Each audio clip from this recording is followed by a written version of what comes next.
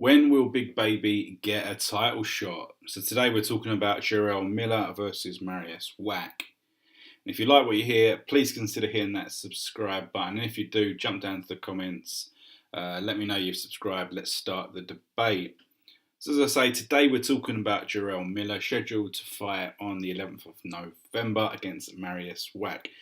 Now, the fight itself is not a particularly exciting fight or really a great fight to look forward to, but because it involves Jarrell Miller, I thought it was worthy of a brief discussion here on the channel because he's someone who's making quite a lot of noise in the heavyweight division, and I think it's only going to be a matter of time before he forces his way into title contention against one of the champions. Now, we know that there's a few belts available. I think one of the regular belts is actually vacant.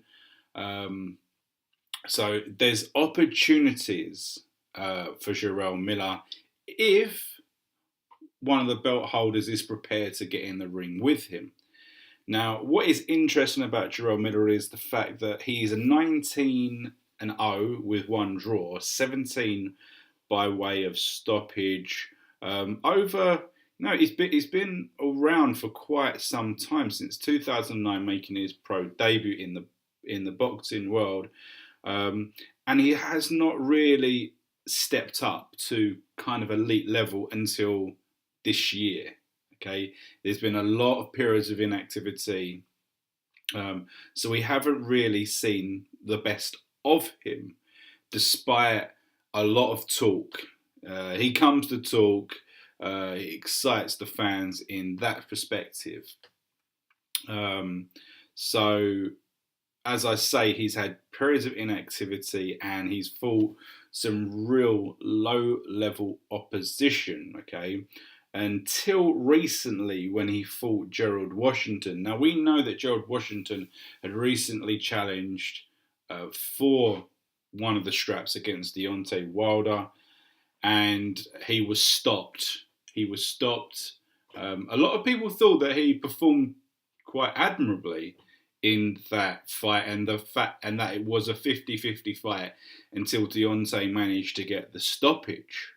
Okay, but he did get stopped, and he went into the fight with Jarrell Miller, and as they say, styles make fights, and Jarrell Miller's style just completely smothered Gerald Washington. He was completely ineffective. He didn't know what to do, and he wasn't physically strong enough. To stop Jarrell Miller keep coming forward, keep pressing him. He couldn't get him off him. He didn't know how to create the space. And despite the fact that he has okay movement, he just could not really get away from him. And Jarrell Miller just walked him down, wore him out to a point where the referee just put him out of his misery, to be perfectly honest. And this is going to be a problem for any opponent of Jarrell Miller. Now, Jarrell Miller is one of these guys where you see him on his own, you don't think he's that big. But he's 6'4", and he's a big 6'4". But, and I'm talking in terms of actual like physical height. Okay, he was as big as Gerald Washington, and I know for some reason in my mind I just expected Washington to be bigger in that fight, and he wasn't. But the big differential with Jarrell Miller is the weight. And I can remember talking about Jarrell Miller a couple of years ago on his channel and saying, Christ, this guy, he's packing too much timber. He's coming into fights about 280. He's fought as low as about 230. And as I say, he's 6'4". So you'd think that at 6'4", the typical weight is probably going to be about 235 for a heavyweight. He's coming at 285, and in some of those fights, he did look a bit weighty. He did look like he was carrying that timber on the sides, right? But he had a bit of a layoff, and he's come back and had two fights, and he had another layoff.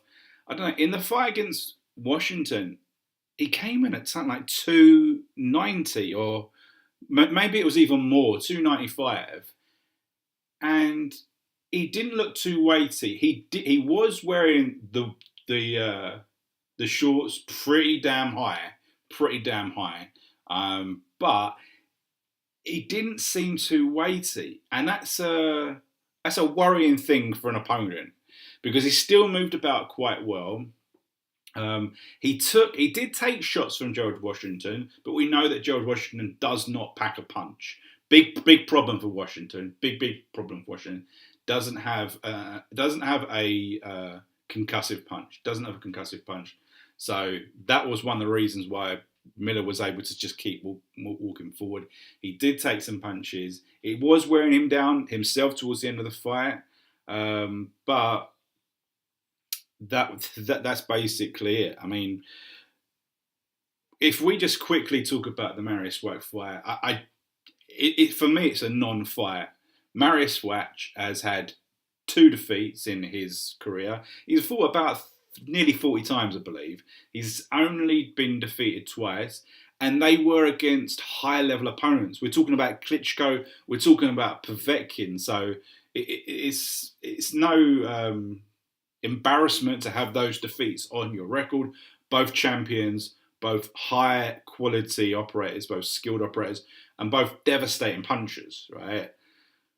The thing about Wach is that, apart from that, his resume is pretty poor. He does not really have any notable, real decent victories on his belt.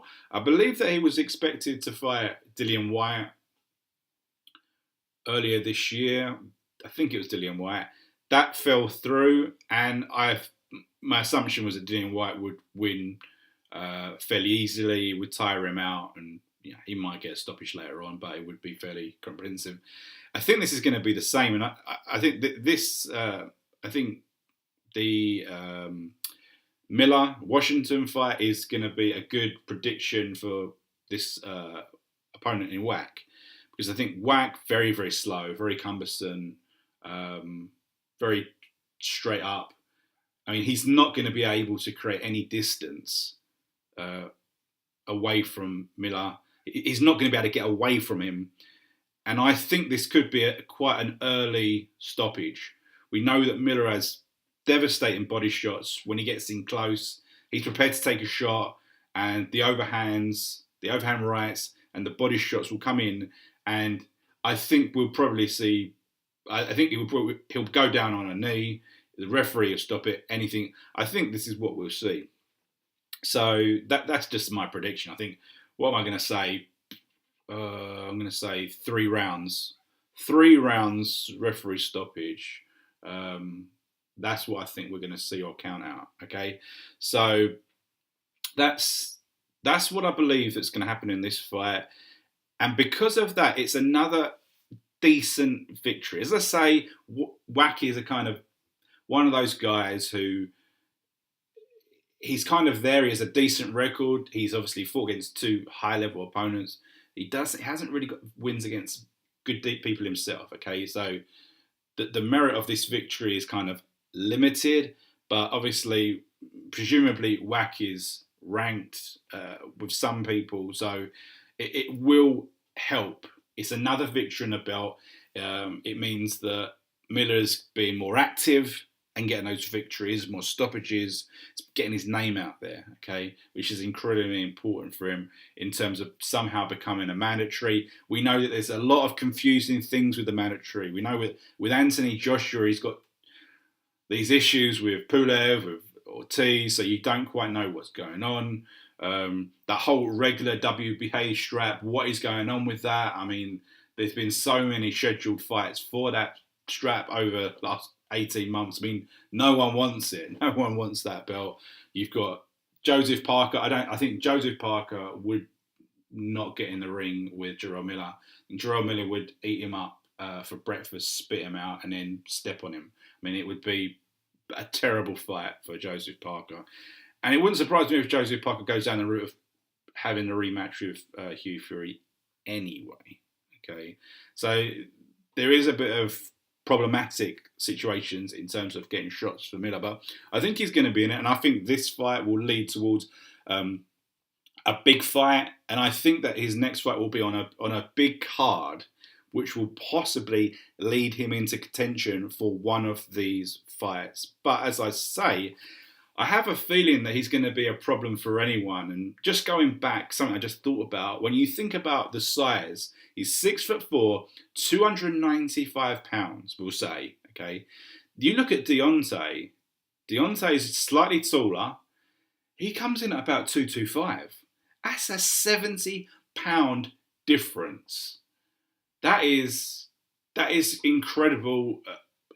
It's something that, I mean, I think a lot of opponents are going to look at. It's going to worry them if they can't keep that distance.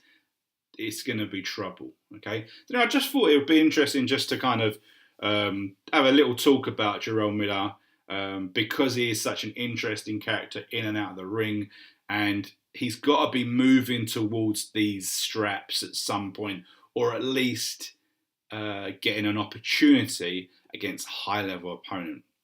So that's the end of the show. If you've enjoyed it, please consider hitting that subscribe button. Jump down to the comments section. Let me know what you think about this fight. Let me know what you think about Jarrell Miller. And I'll see you in the next one.